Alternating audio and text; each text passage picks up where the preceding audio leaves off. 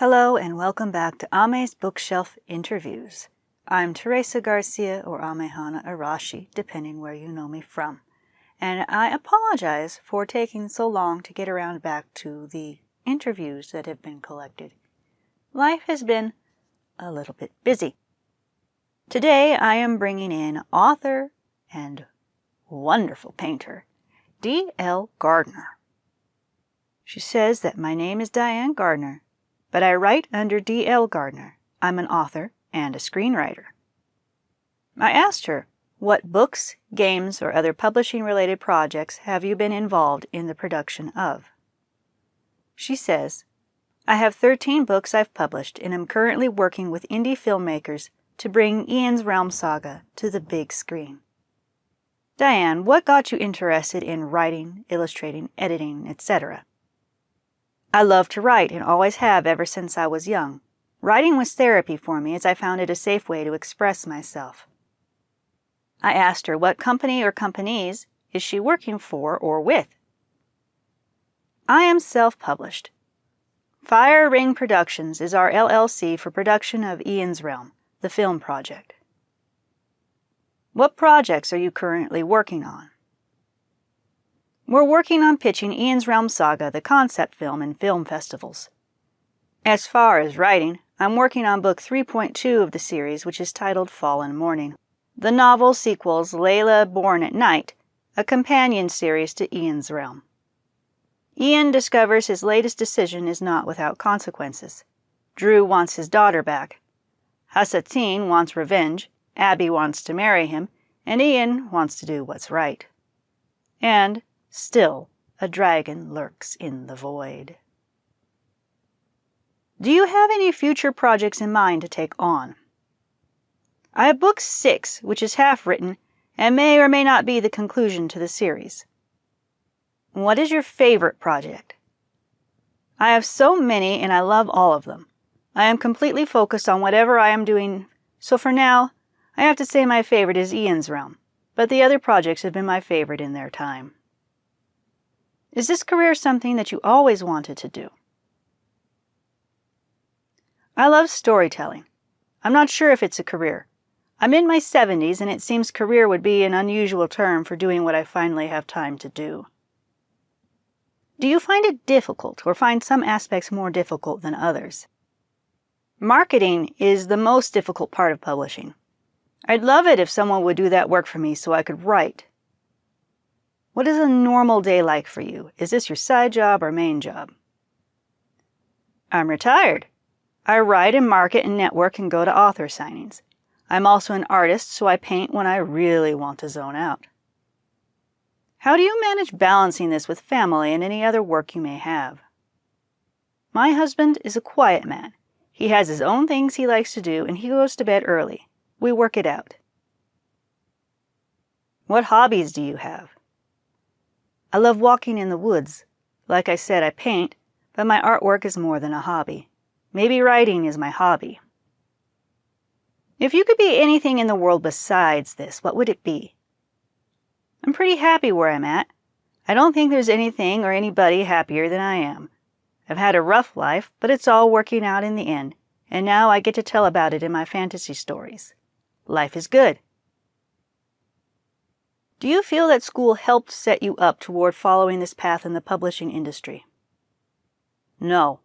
I should have taken more English classes. I was confused about what I wanted to do when I was younger. If you could go back to school, is there anything you wish you had paid more attention to? Of course, creative writing, although I've given myself a crash course in it these last few years. Lots of workshops, conferences, critique groups. No matter what you wish you had learned, you can always go back and educate yourself. We are never too old.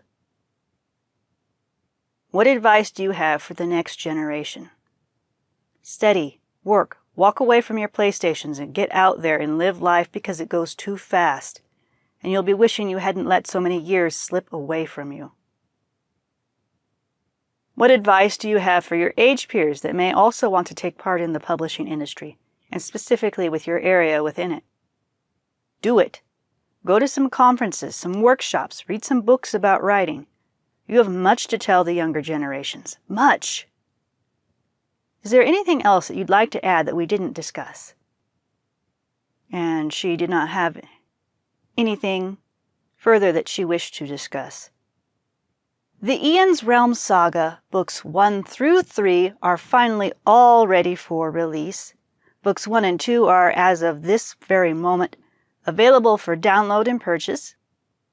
Book 3 is currently available for pre-order and set to push live for download August 27th of 2019 on her Gumroad's account. You can also find the other two currently on audiobooks.com. I found them there. They will all together be going onto Amazon very soon, so all you'll have to do is search for them. You'll find them. They're there. Now, I am going to play a sample that I have chosen from the audiobook project that I worked on with her. And then, following that, I'm going to read her commentary.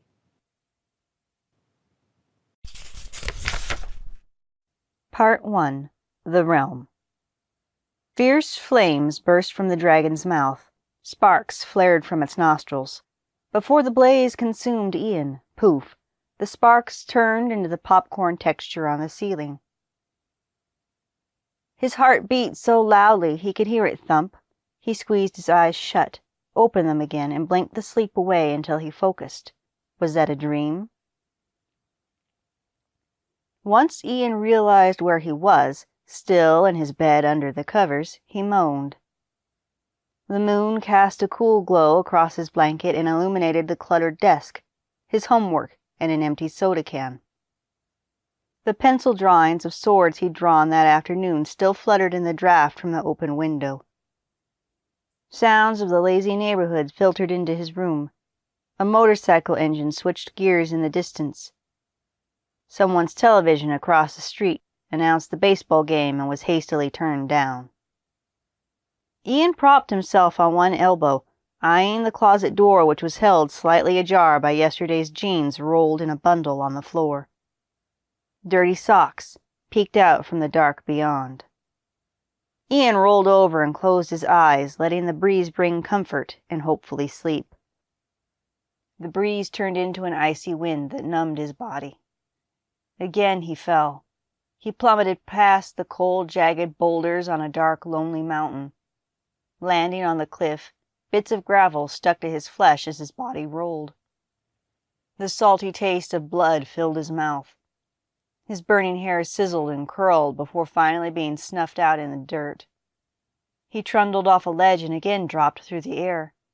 With his hands he shielded his body from stones and rubble that were airborne with him as he plunged even farther down the mountainside. Men dressed in deerskin with quivers on their backs and carrying bows ran out of a cave as he flew by. Arrows spun past him toward the dragon. Whether any hit the flying serpent he did not see. He crashed into the icy bank just as one of the arrows planted itself deep in the snow next to him. A tombstone. The shaft vibrated as a silent lament. It was then Ian realized he wasn't the one who had fallen. A stranger lay in a snowdrift, limbs hanging loose at his side, face bruised and swollen. The man smiled at him, and then his blond lashes sealed his eyes shut. A voice broke the silence. "Father!" Ian woke again. Beads of sweat dripped down his forehead and trickled past his ears. The curtains that framed his open window ruffled like ghosts dancing in the night. Neighborhood dogs barked at the moon. Letting his heart settle, he lay there as he did every night, hoping for a restful sleep, one that didn't take him back into the world he'd been seeing ever since his mother died.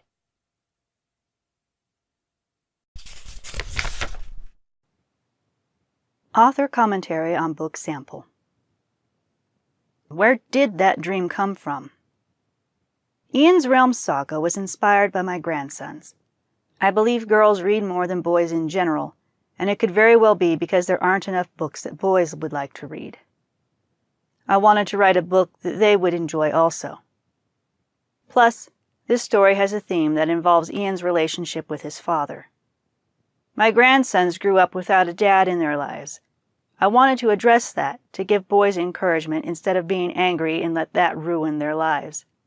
They can be the man they wish their fathers were. Dragons, pirates, tall ships. Ian's Realm is an adventure tale that any young person, and young at heart, will love to journey through. Now, I find Diane's view on the male to female book ratio to be very intriguing because growing up, and even currently, I still find a lot of the books to be more male-centric and less female-centric.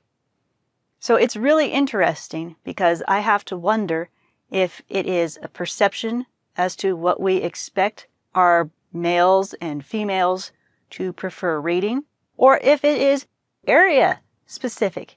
And so perhaps the libraries will tend to cater more to different demographics based on their area. It's a fascinating thing that I would love to try to find some studies on if anybody has done it, or perhaps conduct some, should I ever find the time to do so. Yeah, with my own projects, I don't think I'm going to be able to fit in another study. So, this has been my interview with author, screenwriter, and artist D.L. Gardner. The Ian's Realm saga continues with Layla Born at Night, Fallen Morning, Diary of a Conjurer with the Tale of the Four Wizards, Cassandra's Castle, and Lost on Tychus. Other books by D.L. Gardner include An Unconventional Mr. Peedlebody, Altered, Thread of a Spider, Sasha, Puraka, Where the Yellow Violets Grow, and Dylan. You can find all of her things available directly from her at www.gumroads.com/D.L. Gardner. I will provide the link in the description down below. You can also search for the Ian's Realm by typing in the Ian's Realm. You can find her works on Amazon and other places, as well as direct. However, do please remember that if you buy directly from an author, you are actually giving them more of the money out of that whole ratio for each book purchase, because going through different outlets such as Amazon, there is always a bit of a fee. Please support your local authors, and I'll see you next time. Until then, happy reading, and thank you.